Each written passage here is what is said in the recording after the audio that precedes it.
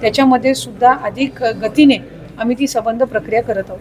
ते वारंवार अल्पवयीन मुलींची अशी प्रकरणं समोर येत आहेत. सध्या कायदे आहेत, आपण महिला बाल विकास मंत्री, कायदा अधिक एक सक्षम होणार आहे का? काही नवीन एखादा कायदा आपण निर्माण करणार आहात का? खरं तर शक्ती कायदा हा महाराष्ट्र सरकारच्या वतीने केंद्राकडे प्रस्तावित केला गेला होता, पण नव्याने केंद्र सरकारच्या वतीने जे काही कायद्यामध्ये बदल करण्यात आले, आणखीन ते कठोर करण्यात आले, त्याच्यामधल्या काही बाबी या शक्ती कायद्यामध्ये सुद्धा नमूद होत्या. पण आत्ता राज्य शासनाने आदरणीय फडणवीस साहेबांनी सुद्धा मधल्या कालावधीमध्ये त्याच्यामध्ये ज्या बाबी या केंद्राच्या नवीन कायद्यामध्ये समाविष्ट आहेत त्या सोडून ज्या राहिलेल्या असतील त्याच्यामध्ये नवीन प्रस्ताव शक्ती कायद्याचा हा त्या ठिकाणी करण्याचा निर्णय हा सरकारने घेतलेला आहे.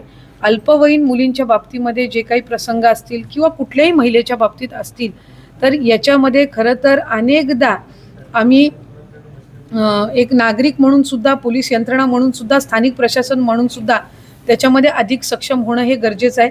अनेकदा अशा याच्यामध्ये आपण लक्षात येतं की ज्या अल्पवयीन मुली असतात कुठं ना कुठं तरी रोजच्या म्हणजे दैनंदिन जीवनातलेच कुठे ना कुठं तरी ती व्यक्ती असतात ज्यांना त्या संबंध लोकेशनची किंवा त्या परिसराची माहिती असते, कुटुंबाची माहिती असते, असे सुद्धा अनेकदा त्या ठिकाणी प्रसंग घडतात. अशा वेळेला पालक म्हणून, नागरिक म्हणून जागरूक राहणं एक, आणि स्थानिक प्रशासन आणि पोलीस प्रशासनाने अधिक त्याच्यामध्ये लक्ष केंद्रित करून त्याच्यामध्ये कडक कारवाई करणं हे मला वाटतं निश्चितपणाने गरजेचं आहे आणि ते त्या ठिकाणी प्रशासन म्हणून करण्याचा हा आमचा प्रयत्न असतो.